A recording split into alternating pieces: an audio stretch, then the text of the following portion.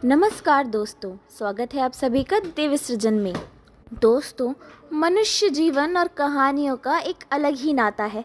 ये कहानियाँ ही तो हैं जो जिंदगी की छोटी से छोटी सीख बड़े ही सहज और सरल तरीके से दे जाती है और इसी सीख पर निर्भर करता है हमारा व्यक्तित्व।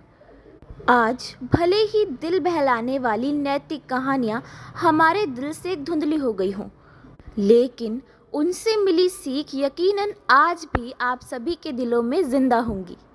तो चलिए दोस्तों, इसी बात पे शुरू करते हैं आज की कहानी, जिसका शीर्षक है व्यापारी का पतन और उदय। वर्धमान नाम के शहर में एक बहुत ही कुशल व्यापारी रहा करता था। जब उस राज्य के राजा को उसकी कुशलता के बारे में पता चला, तो राजा ने उसे अपने राज्य का प्रशासक बना दिया। व्यापारी की कुशलता से आम व्यक्ति से लेकर राजा तक सभी बहुत प्रभावित थे। कुछ समय बाद व्यापारी की लड़की की शादी तय हुई। इस खुशी में व्यापारी ने बहुत बड़े भोज का आयोजन किया। इस भोज समारोह में उसने राजा से लेकर राज्य के सभी लोगों को आमंत्रित किया। इस समारोह में राजघराने में काम करने वाला एक सेवक भी आया, जो गलती से राज परिवार के सदस्यों के लिए रखी कुर्सी पर बैठ गया। जब व्यापारी ने उसे राजभवन के सदस्यों की कुर्सी पर बैठा देखा, तो उसे तो भाई बहुत गुस्सा आया। तो गुस्से में उस व्यापारी ने उस सेवक का बहुत मजाक उड़ाया और समारोह से भगा दिया। बेचारे सेवक को इससे बहुत शर्मिंदगी महसूस हुई और वो व्यापारी को सबक सिखाने की ठान लेता है। कुछ दिन बाद जब वो राजा के कमरे की सफाई कर रहा होता है, तो उस समय राजा कच्ची नींद में होता है। सेवक मौके का फ़ायदा उठाकर बड़बड़ाना शुरू कर देता है। सेवक बोलता है, व्यापारी की इतनी हिम्मत जो रानी के साथ दुर्व्यवहार करे। ये सुनकर राजा नींद से उठ जाता है और सेवक को कहता है, क्या तुमने कभी व्यापारी को रानी के साथ दुर्व्यवहार करते देखा है? सेवक तुरंत राजा के पैरों में गिरकर उनसे माफ़ी मांगने लगता है और कहता है, मैं रात में सो नहीं पाया, इसलिए मैं कुछ भी बड़बड़ा रहा हूँ। सेवक की बात सुनकर राजा सेवक को कुछ नहीं बोलता, लेकिन उसके मन में व्यापारी के लिए शक तो पैदा हो ही जाता है। इसके बाद राजा व्यापारी को राजमहल में प्रवेश करने से पाबंदी लगा देता है, उसके अधिकार को कम कर देता है। अगले दिन व्यापारी किसी काम से राजमहल में आता है, तो उन्हें पहरेदार दरवाजे पर ही रोक देते हैं। पहरेदार का ये व्यवहार देखकर व्यापारी को बहुत आश्चर्य होता है। वहीं पास में खड़ा राजा का सेवक जोर जोर से हंसने लगता है और पहरेदार से कहता है, तुम्हें पता नहीं तुमने किसे रोका है? ये बहुत प्रभावशाली व्यक्ति है जो तुम्हें यहाँ से बाहर निकलवा सकते हैं। इन्होंने मुझे अपने भोज समारोह से निकलवा दिया था। सेवक की उन बातों को सुनकर व्यापारी को सब समझ में आ जाता है और वह उस सेवक से माफ़ी मांगता है। साथ ही वो उस सेवक को अपने घर दावत के लिए भी आमंत्रित करता है। व्यापारी ने सेवक को बड़े विनम्र भाव से भोज कराया और कहा कि उस दिन जो भी किया उसके लिए मुझे माफ़ कर दो। मैं स्वीकार करता हूँ कि मेरा उस दिन तुमसे जो भी व्यवहार था वो बेहद गलत था।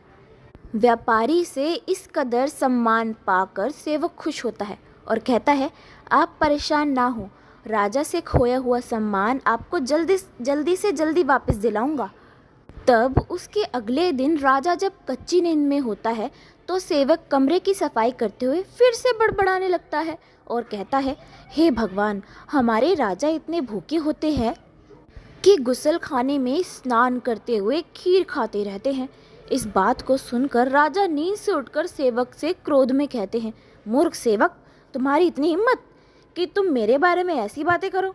राजा के क्रोध को देखकर सेवक राजा के पैर में गिरकर माफ़ी मांगता है और कहता है, महाराज, रात को मैं ठीक तरह से सो नहीं पाया, इसलिए कुछ भी बड़बड़ा रहा हूँ। फिर राजा सोचने लगता है, अगर ये सेवक मेरे बारे में ऐसा बोल सकता है, तो उस व्यापारी के बारे में भी झूठ ही बोल रहा होगा। अगले ही दिन राजा ने व्यापारी को महल में बुलाया और उन्हें उनसे छीने हुए सभी अधिकार वापस दे दिए। तो दोस्तों, देखा आपने, इसलिए कहते हैं कि किसी को भी छोटा समझकर उनका मजाक नहीं उड़ाना चाहिए। सभी का सम्मान करना चाहिए। किसी को नीचा दिखाने से एक दिन खुद भी अपमान का सामना करना पड़ता है। दोस्तों, एक श्लोक है, अग्नि न सिच्यमानो अपि वृक्षो वृद्धि न चाप्नुयात् तथा सत्यम विना धर्म पुष्टि न याति किरहिचित। इसका अर्थ है, अग्नि से सींचे हुए पेड़ की वृद्धि नहीं होती, जैसे सत्य के बिना धर्म की पुष्टि नहीं होती। इसी बात पर, इसी श्लोक पर हमारी आगे आने वाली कथा भी आधारित है, जिसका शीर्षक है कुम्हार की कथा। कई सालों पहले की बात है। एक गांव में युधिष्ठिर नाम का एक कुम्हार रहा करता था। दिन में वो मिट्टी के बर्तन बनाता था और जो भी पैसे मिलते थे उनसे शराब खरीद कर पी लेता था।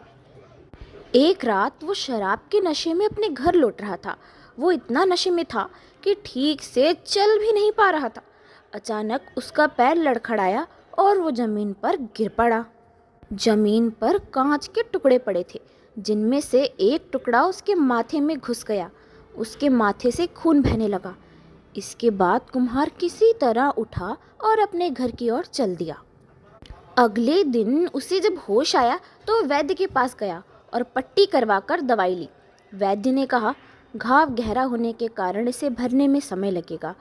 पूरा भर जाने के बाद भी इस घाव का निशान नहीं जाएगा।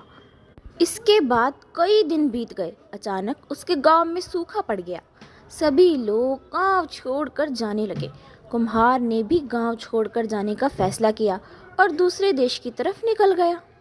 नए देश में जाकर वो राजा के दरबार में नौकरी मांगने गया।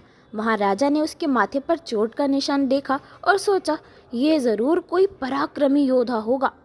दुश्मन से लड़ते समय इसके माथे पर चोट लगी होगी। ये सोचकर राजा ने उसे अपने दरबार में एक खास जगह दे दी और उस पर विशेष ध्यान देने लगे। ये देखकर राजा के दरबार में मौजूद राजकुमार, सेनापति और अन्य मंत्री उससे जलने लगे। ऐसा कई दिनों तक लगातार चलता रहा। एक दिन शत्रुओं ने राजा महल पर हमला कर दिया। राजा ने अपनी पूरी सेना को युद्ध के लिए तैयार किया। उसने युधिष्ठिर से भी युद्ध में जाने के लिए कहा।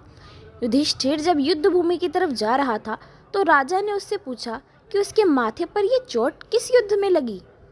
इस पर कुम्हार सोचने लगा, अरे अब तो मैं राजा का भरोसा जीत चुका हूँ और अब अगर वो राजा को सच बता देगा तो कोई समस्या नहीं होगी। ये सोचकर उसने राजा से कहा, राजन, मैं कोई योद्धा नहीं हूँ, मैं तो एक साधारण सा कुम्हार हूँ। ये चोट मुझे किसी युद्ध में नहीं बल्कि शराब पीकर गिरने से लग गई थी। कुम्हार की ये बात सुनकर राजा को बहुत गुस्सा आया। उसने कहा, तुमने मेरा विश्वास तोड़ा है और मुझे छल कर दरबार में इतना ऊंचा पद पाया है। निकल जाओ मेरे राज्य से। कुम्हार ने राजा से बहुत मिन्नतें की। उसने कहा कि अगर उसे मौका मिले तो वो युद्ध में राजा के लिए प्राण भी दे सकता है। राजा ने कहा, तुम चाहे जितने भी वीर और पराक्रमी हो, लेकिन तुम शूरवीरों के कुल से नहीं हो। तुम्हारी हालत शेरों के बीच रहने वाले उस गीदड़ की तरह है जो हाथी से लड़ने की जगह उससे दूर भागने की बात करता है। मैं तुम्हें जाने दे रहा हूँ, लेकिन अगर राजकुमारों को तुम्हारा राज पता चल गया तो वो तुम्हें मार डालेंगे। इसलिए कहता हूँ कि अपनी जान बचाओ और भाग जाओ यहाँ से। कुम्हार ने राजा की बात मानी और तुरंत उस राज्य को छोड़कर चला गया। दोस्तों, अगर कुम्हार राजा को अपना सच बता देता तो हो सकता था कि उसे कुम्हार के तौर पर कुम्हार ही के जैसा कोई काम दे दिया जाता और वो उस राज्य में रह भी सकता। लेकिन अपने झूठ की वजह से वो राजा का विश्वास भी खो बैठा और राज्य में रहने का अधिकार भी खो बैठा। इसलिए कहते हैं कि किसी भी इंसान की असलियत ज़्यादा दिन तक छुपी नहीं रह सकती। एक न एक दिन राज खुल ही जाता है। इसलिए कोई भी रिश्ता बिना सत्य के आधार पर नहीं बनाना चाहिए। दोस्तों, अगर आपको इस कहानी से कोई अन्य प्रेरणा मिली हो तो आप मुझे ज़रूर बताइएगा। धन्यवाद।